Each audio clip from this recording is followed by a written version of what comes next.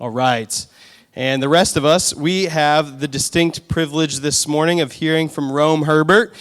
So those of you who are newer to City Hope may not know Rome, although he was here just a few months ago. But Rome was on staff here at City Hope for a couple of years after his time here in Muncie. And we were really sad to see Rome move to Indy, and so, every once in a while we just have him come so that he remembers how great it is here and decides to move back, right? Right, Rome? All right, so Rome is going to bring the word to us this morning. Now, two things, just so you know. I forgot to add the pulpit riser, so sorry, Rome. You're going to have to understand what it is to be my height. And then the second thing is you really want to dig in here. Rome is a gifted preacher, and the Spirit is doing a lot of things in his life. And so please, let's welcome Rome Herbert.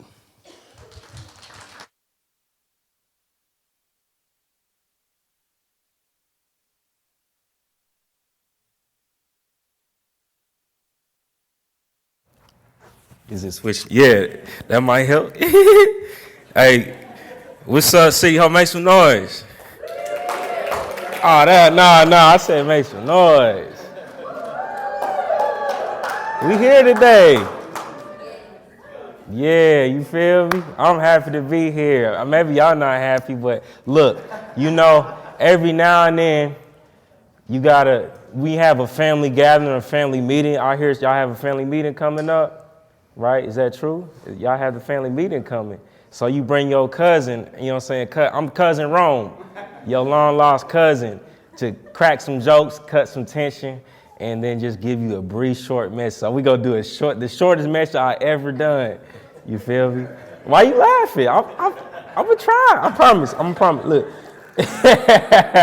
We gonna see. So I just wanted to tell y'all a quick story, right? A quick little story.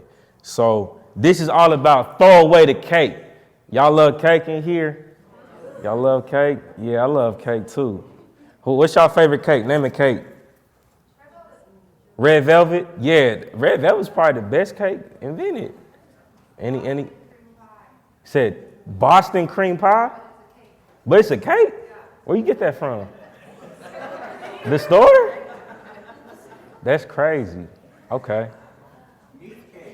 Meat cake. Yep. I'm going to go off of that. Meat cake. You know what I mean? So, for those who don't know, I'm from Indianapolis, born and raised. And my grandma, she made this thing called mincemeat cake. I heard, ooh, Sue, was that you? Yeah, you probably had the honor of having some mincemeat cake before. I brought it to the pitch ends here. It's probably the best cake ever. No shade to all your other cakes, you know what I mean? But here's the thing with mincemeat cake. It's this rare ingredient, mincemeat, and then you have probably 6 or 7 other ones. And then there's one piece that can mess up the whole cake. One piece, you feel me? But here's what happened. I made one for her, and it was undercooked, unfortunately. Yeah, it was a little too soft. So I was like, dang, I feel bad. I feel like I let down the family honor. So what I did was I made me a whole nother cake like a day after because it was all going to be for myself, too, because, I'm selfish. And I was down bad, though. I was missing one ingredient that I really needed. And so I went to the store to grab this butter, right? And as I got back to the crib, got the butter out, I had mixed all the other ingredients too. And then as the butter's melting, you know how sometimes you melt the butter down when you break it? Yeah, Vic know. He like, yeah, I melt butter all the time. The butter had this rancid smell. Somebody say rancid. It had a rancid smell.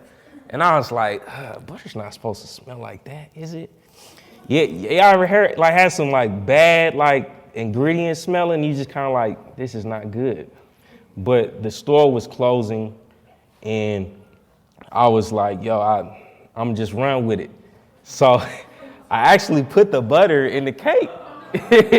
You feel me? I could smell it. I was like, this is probably not going to be good.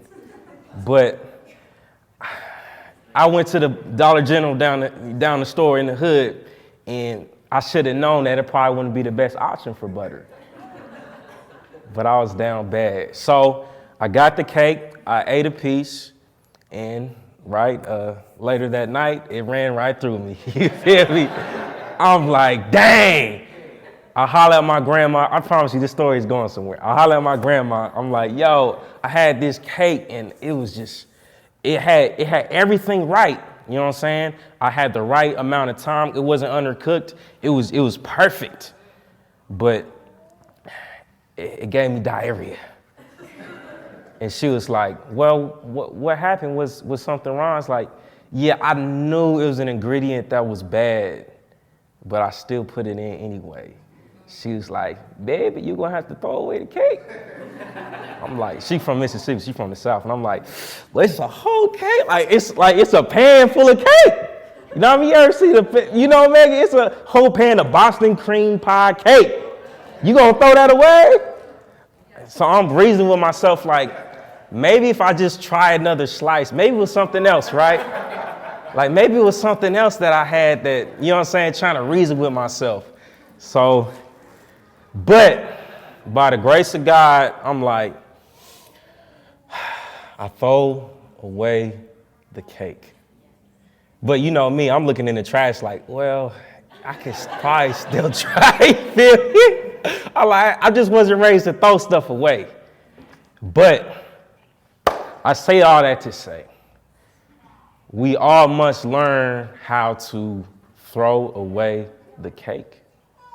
And what does that mean, right? Individually for both our own walks and at large. So we're going to look at this time, right? So, you know what I'm saying? Jesus, he's one of my heroes. You know what I'm saying? So I like to talk about him now and then. He throws away a lot of cake.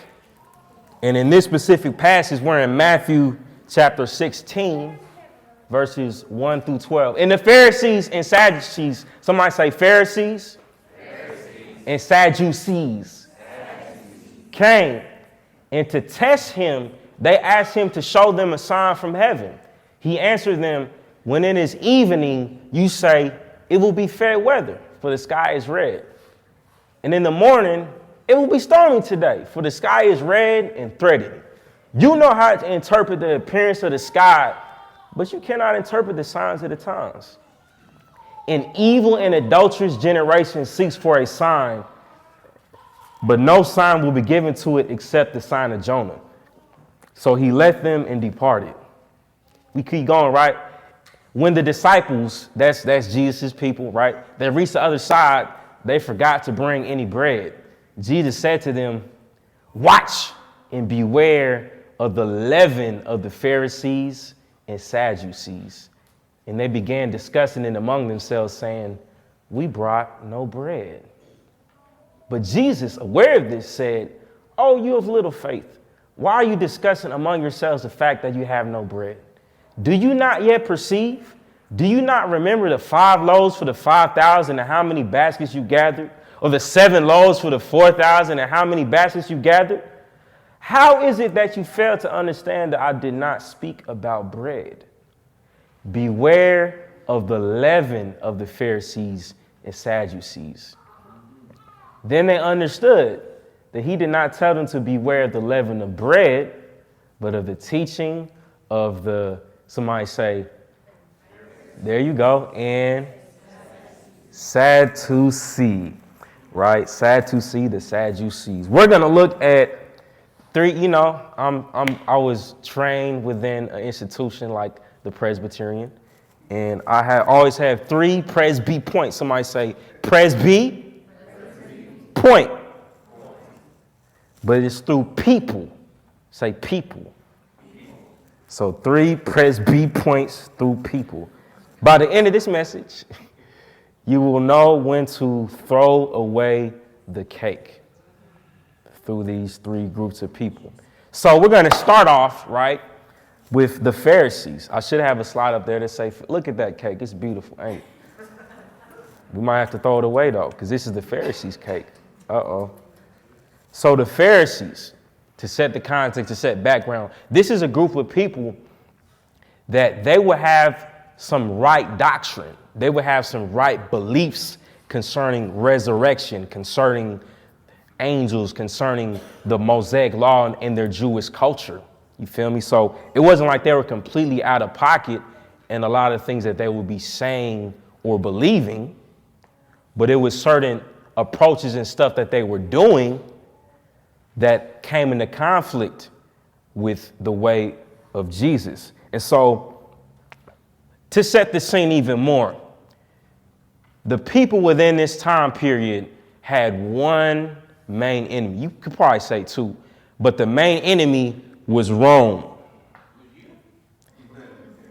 It was a version of me. Not me exactly, but the Roman Empire. I appreciate John, but give John a hand, man. He always interact, man. He always interact. Yeah, you feel me? So Rome is this empire that's pervasive. And by pervasive, I mean it's everywhere. It affects all of their life. So most of the things that Jewish people are thinking of is, how can I escape the pain, the oppression, and the hurt from the Roman Empire? Not Rome Herbert, the Roman Empire. So this is all their thoughts, all their thinking is, what will be my approach towards this power structure, right? What will be my approach towards either escaping or confronting this pain? And so now when we zoom back in, the Pharisees, once again, they had a firm spiritual, intellectual, theological foundation. They had a lot of systems in place that they could think and say, oh, this is right doctrine. They would rightly divide up things pretty well. But they would also hold a lot of contempt against Rome, right? A lot of stuff was bubbling up underneath to where they could be ready to ride and pop off at any moment. And they also held a very heavy influence and sway over the common people, over common Jewish people in that time. So they're thinking consistently of how are they best going to use their power to identify with the Jewish people. And they're all about preserving Jewish culture, Jewish heritage. But the only issue that came with that is they would set up extra laws outside of what people even needed. And eventually these would be crushing burdens on them. So some might say Pharisees. Pharisees, right? And one of the things that came in conflict is that Jesus kind of made it too easy for the common people. He made it too easy for Jews in comparison to how the Pharisees would do. The Pharisees is all about, you got to wash your hands on this. I mean, please wash your hands. We just got through the pandemic, right? But you got to you got to go through all these different rituals, all these rites, back to back, boop-de-woo, before they could even approach a sense of connection to God. So the Pharisees had a certain teaching and, like the text said, leaven about them. Anybody familiar with leaven? Yeah. Okay. You better than me. I had to look it up. So yeast. Yeast is something that you use in the bread. It's spread all throughout it, help it rise. You know what I'm saying? It makes the bread bake. Once you put that yeast in, if it's bad yeast, you do not want that bread. You feel me? Ideally, you know what I mean? Well, hey, you had experiences where you had bad yeast? Yeah. Okay, so you got stories behind that, yeah. I like it, you feel me? So, right, so first off, we have this yeast. Somebody say yeast. Yeast of the Pharisees. Keep that in mind. This is the bread they cooking with. Let them cook. But then we're going to pivot. We're going to go to the left a bit. I told you, this is going to be real simple. It's going to be real simple today. You're going to love it. You're going to be out of here in no time. Now go to the Sadducees. Sadducees. I like that, man. You had a powerful intonation to your words. So now we're over here with the Sadducees. And their teaching, they didn't believe in the resurrection. They didn't necessarily believe in a lot of the spiritual ideas that the Pharisees did. And the thing that got a lot of people with the Sadducees is they, rather than trying to hold contempt for Rome, for the Roman Empire, they would try to assimilate. They would try to be as close to that power as possible. So they weren't trying to rock the boat with Rome. They had a hat on. They say, "Hey, I'm Rome. You feel me? What's up with you? Yeah, I'm Rome. I love Rome. Rome, yeah. I pledge my allegiance to the Rome for the United Romes of Rome." You feel me? This is the Sadducees.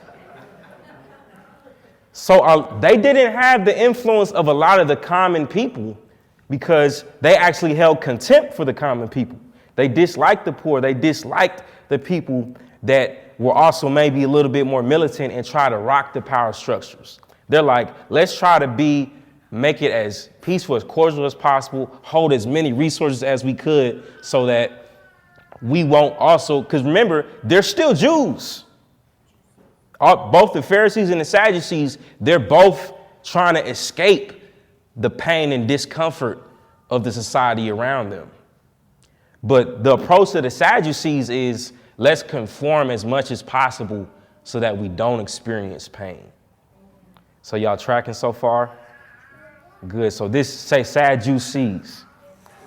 Sadducees. Both in this text had a common enemy, right? Both had disbelief and demand from Jesus. So when we come to Matthew 16, once again, I don't know if you can jump back to that part. I know I'm out of order here. Give a hand for the sound tech team. Yeah. 1 through 2. Yeah, perfect. So we see here, what did it say? They came in to enjoy his company. They came in to have some cake. What does it say here? They came to test him, right? And they asked him to show them a sign from heaven. Now, is that too bad, I guess? I wouldn't say it's like, you know what I'm saying? You pulling up to Jesus, right? You like, Jesus, hey, show me, what's good, man? I want to know that this is you, right?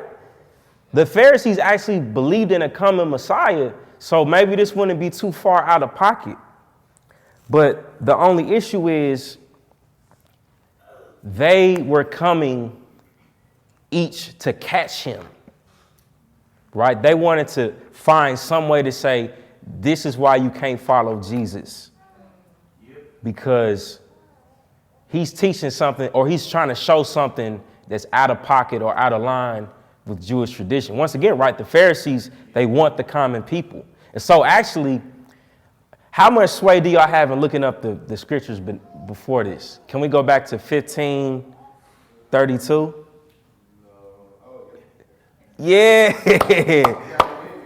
There we go. I got it in there. Okay, look, I'm working out for myself. Okay. In the passage, that's why you always got to read the text with the context. Because the passage before, I intentionally left it out, but right before, Jesus is surrounded by crowds of people, right? And they came to him back to back for healing. They're experiencing miracles. They're seeing like, yo, this is powerful. And they're with him for over 3 days. Some of these people, they probably didn't plan too far ahead. You know, you go 3 days out the way, you're like, oh, shoot, actually, how am I going to get back? You see the time, you know what I mean? I don't even know where I'm at now. And so Jesus, rather than being like, man, look at these people, they don't know how to pack a trip. You ever been on a trip before and you ain't packed all the stuff you needed to? That's what happened to them. They ain't packing enough food. And then Jesus called his disciples and told them what? I feel sorry for these people. They have been here with me for 3 days and they have nothing left to eat. I don't want to send them away hungry or they will faint along the way. Does it allow you to keep going? I'm calling some audibles here. Yeah, there we go. The disciples replied, "Where will we get enough food here in the wilderness for such a huge crowd?" Then you jump down to 34. Jesus asked, "How much bread do you have?" They replied, 7 loaves and a few small fish. Yeah. So Jesus told all the people to sit down on the ground. We add them as we go. Yeah, I feel you. I appreciate you. Hey, he killing the game, man. Then he took the 7 loaves and the fish, thanked God for them, and broke them into pieces. He gave them to the disciples, who distributed the food to the crowd, and they all ate as much as they wanted. Afterward, the disciples picked up 7 large baskets of leftover food. Somebody say leftovers. From Thanksgiving. There were 4,000 who were fed. That's a big Thanksgiving dinner. They didn't have any turkey. They should have had you there. That's a lot of leftovers. In addition to all the women and children, then Jesus sent the people home, and he got into a boat and crossed over to the region of Magadan, right? This is crazy because, and this is, I couldn't wait to share this one. Magadan, I had to look it up. Anybody know Magadan? I didn't think so. Yes, got you. So Mary, according to my research, this was the region where Josh, don't say, catch me slipping here, you feel me? He's a theological seminary dude, you feel me? This is the region where Mary Magdalene was, you feel me? One of the most devoted followers of Jesus. This was her region. A person who was very much about working and seeking to serve people through her actual actions. And you contrast that with now, if we can jump to 16. Just the next verse, yeah. And the Pharisees came to test him and asked him to show them a sign from. So we're back at this place, right? Where previously the works that had happened were to serve the people, right? Were to serve the ones who were at a loss. And now we come in with these individuals who are seeking to test and not serve, but rather be served. You know what I mean? With ulterior motives. So, this is why I'm hyped. We're going to wrap this up. So often, we move in a way that is demanding a sign, you know? Here's your sign. And we can have all the right ingredients in place. I would argue, for specifically the Pharisees, they had, like we said before, they had the right thinking. They had a lot of the right words and disciplines, right? So they're pulling up, they're doing some prayers, you know what I'm saying? They're active in the community. They're seeking to be around the people. But there's one piece of bad butter in their recipe. Somebody say bad butter. What is the bad butter in their recipe, though? You know, I think that's the question the text begs of us to those people and also to ourselves. So often, once we get in spaces such as maybe say, I would say our City Hope is a pretty good church. Will y'all say that? Y'all like this church? Oh, y'all a little hesitant. Oh, man, gonna be a spicy family meeting, huh? That's why they had bringing Cousin Rome, you know what I mean? Cut through some of the tension. But any position you get into, any organization you find yourself in, eventually there's going to be some bad butter, and there's going to be signs right early before, like you may smell it, and something seems off. What are some of those ways? We can think of specifically paralleling ourselves to the Pharisees, maybe, right? The Pharisees who would hold contempt for anybody that would lessen the load.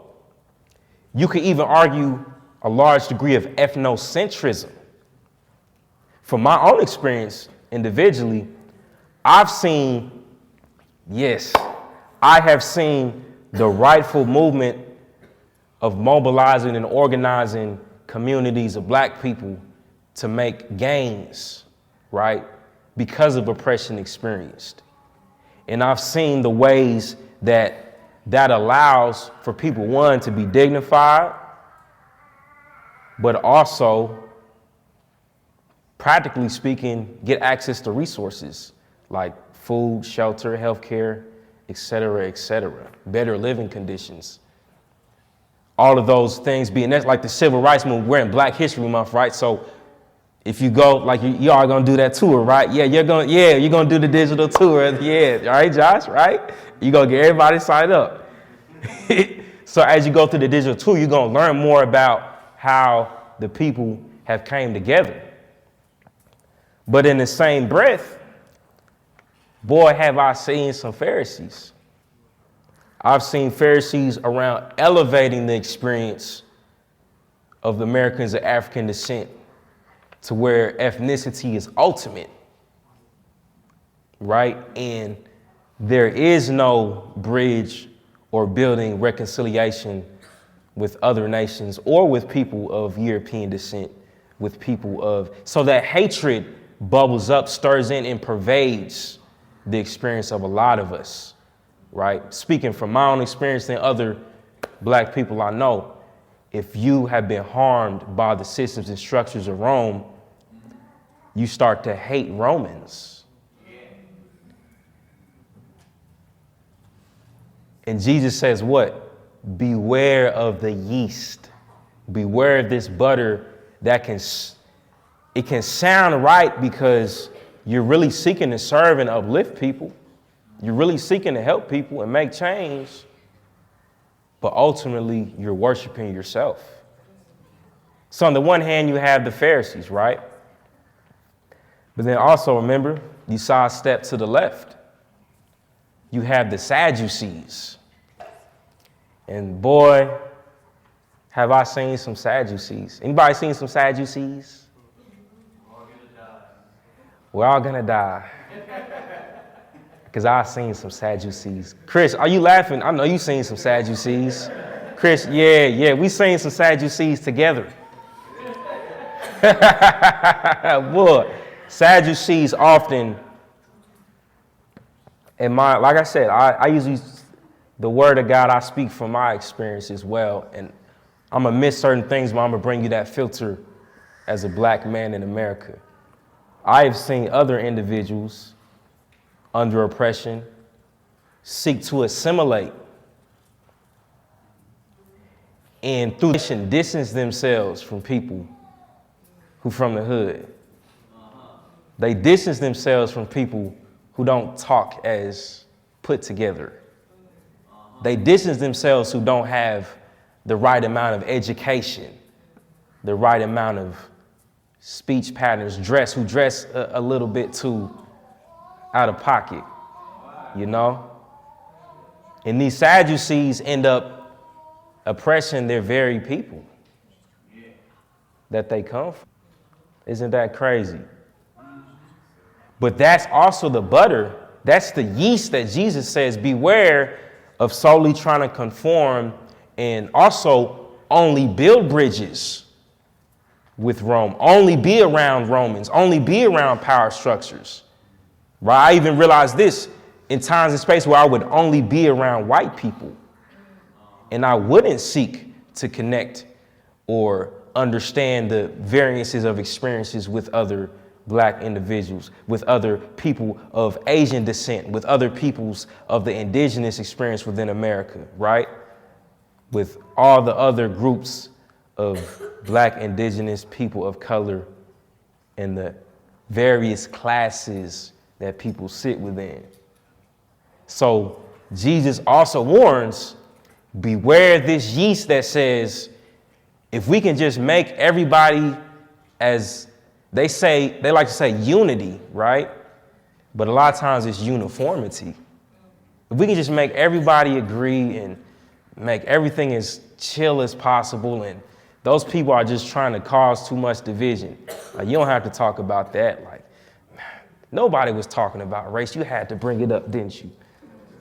Nobody was, Josh, oh yeah, Josh, we know, don't we? We know, Josh. I like Josh, man. He my dude, man. We've been through a lot together. That's real deal, my brother, man. Not biologically, but real deal. So what happened is we find ourselves with this constant push and pull of the Pharisees are trying to bring us to be more militant. The Sadducees are like, all right, chill, right? We can, you know what I'm saying? We can be closer to the way we can compromise certain things. Where do we find ourselves at that will give us the most freedom? And so I would argue point number 3, the followers. That one was distracting me all the way. I needed the followers. The followers in the story, right? What did they do in Matthew 15 when Jesus was running around? They came for healing. They recognized their need. They recognized their brokenness. They said, hey, look, I done came 3 days out the way. I don't even know how I'm going to get back. I don't even know how I'm going to eat. But I know Jesus is here. And I am in need of healing. I got people with me too who I brought along who are in need of healing.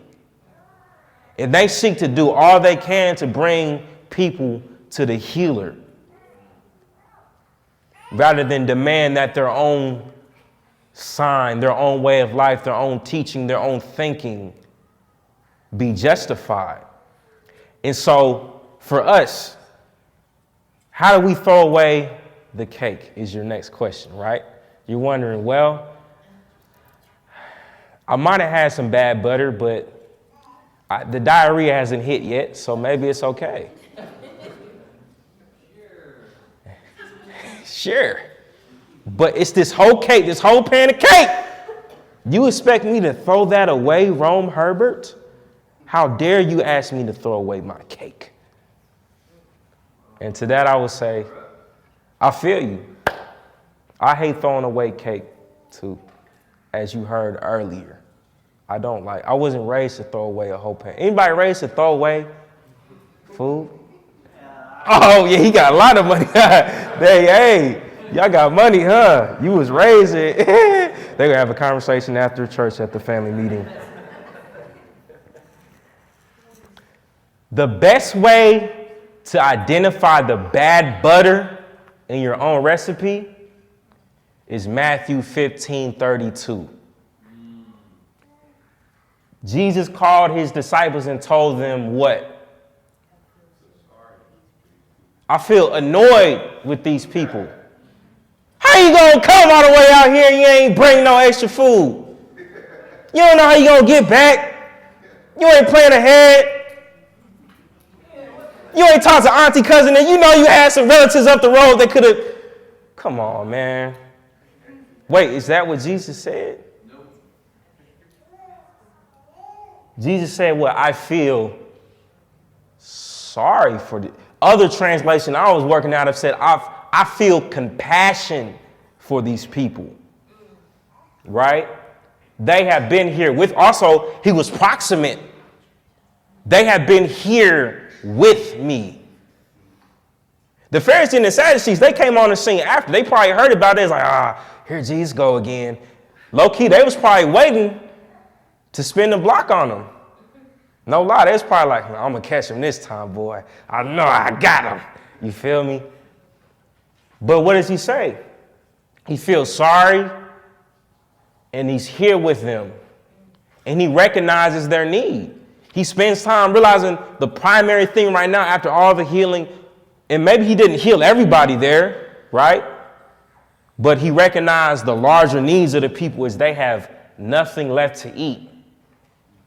And what? He didn't want to send them away hungry. He didn't want the people to come home, even though they are experienced. Maybe they got a blessing of walking again. They stopped a lot of the issues, a lot of their problems were solved. Shouldn't Jesus be like, oh, y'all good, man. Go ahead, man. Wait for me. You know what I mean? But here it says, I don't want to send them away. How many of us, after we get done helping somebody, right? We're like, all right, you're asking for a little too much now. You know what I mean? I gotta watch my season of. I've been watching Reacher recently. Anybody watch Reacher on Amazon Prime? Okay, yeah, I love that show. I love that show for some reason. I got, you know what I'm saying? I gotta chill. You know, I got a lot of work I gotta do.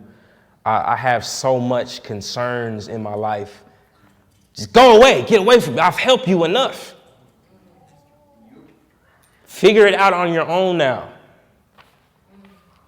You've already received salvation. Why are you still asking for help from me? Aren't you further along enough now in your walk that you don't need? But what does Jesus do? He's saying, I don't want to send them away hungry. I don't want them to faint. In contrast, Pharisees, Sadducees, they're not even close to the people. They fail to have compassion on people. They don't want to be with people. So my challenge and question to you is, who do you struggle to have compassion on?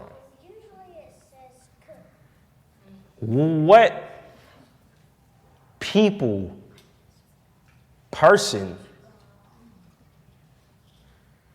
maybe even places, do you not want to connect with? That's where you'll find your bad butter at. Yeah. Do you say, okay, boomer? Do you say, those liberals? Do you question the salvation of charismatics because of their emotionalism? Are you hesitant to trust people of reformed traditions? Do you legitimately think black people can help themselves out of their situations by now? What does it have to do with you? Slavery was so long ago. What about immigrants, right? Why are they coming over here taking our jobs?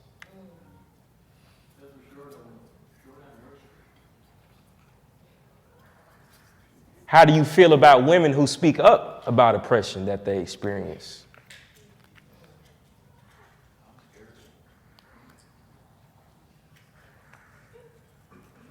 How do you approach white people?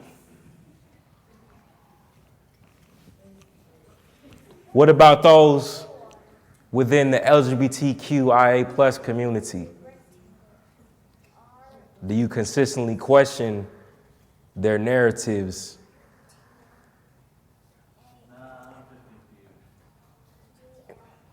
And the confusion you may experience from their narratives? Does that cause you to lack compassion and not go near people? You think about the Pharisees and the Sadducees, what did it say? They came to Jesus with relative ease, right? The crowds, they probably spent all they had to get there after the healing and miracles. But Jesus still had compassion on them, despite them not knowing the roots and causes of their brokenness. He still decided to spend 3 days with them. Can we spend an hour with the people that we disagree the most with? Or are we quick to send them away hungry? When, as believers do, are supposed to have the bread of life.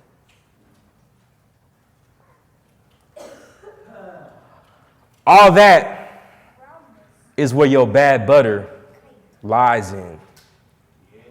And that's why Jesus warns us, beware of American nationalism that may teach power through government.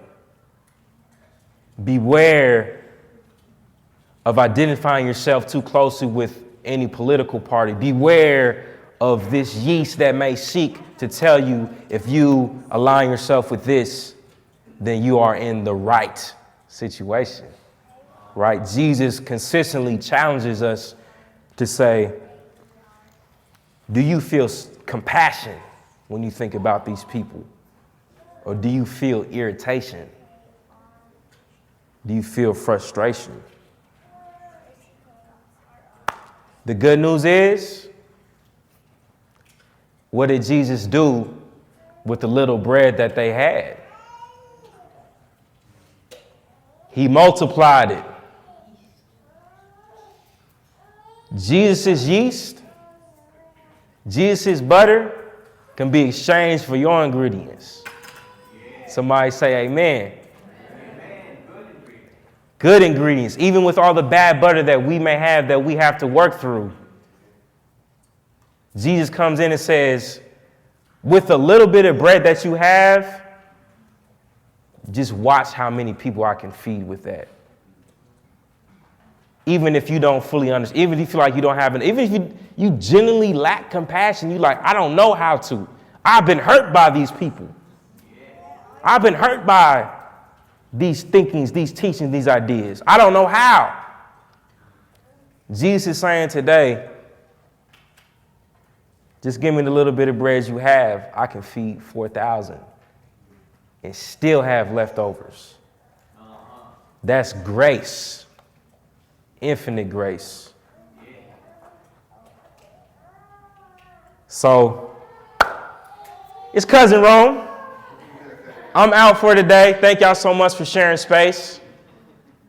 And I hope that you legitimately can throw away the cake, no matter how good it looks. Let's pray.